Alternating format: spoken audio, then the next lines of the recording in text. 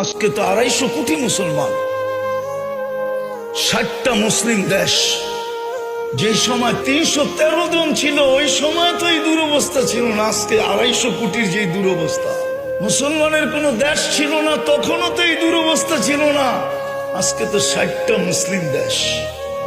ওই সময় তো এই দুরবস্থা ছিল না, যখন পেটে ভাত ছিল না, শরীরে কাপড় ছিল না, পায়ে জুতা ছিল না, মাথা গোচার টাই ছিল না, তখনও তো এই দুরবস্থা ছিল না। আজকে তো মুসলমানের চেয়ে খায় না কেউ, বেশি খায় না। দুনিয়ার কেউ মুসলমানের চেয়ে বেশি আইটেম চিনেও না, খায়ও না। এই জন্যই তো আজকে দুরবস্থা। নাইলে আমার যুগ বিয়োগে তো মিলে না। আপনাদের মিলে কিনা জানি না। আমি 14 বছর আগে ফিলিস্তিন দেখছি, 14 বছর আগে।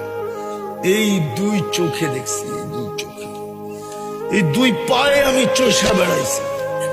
এই জন্য আমার ভিতর চোখ বিয়োগ মিলে না যে ফিলিস্তিন মাটির সাথে মিশে কি করা, ওইখানে বোম ফাটে কি করা, ইরাক মাটির সাথে মিশলো কি করা, ওইখানে বোম ফাটলো কি করা। ফিলিস্তিনে তো ইব্রাহিম খলিল ঘুমাইতেছে ওয়াদিয়ে খালিলে, আরেকদিকে যদি তাকাই তো মুসা আলাইহিস সালাম ঘুমাইতেছে কাসিবে আহমারে। মধ্যখানে তো দেখি 70 জন নবীর কবর চিহ্নিত।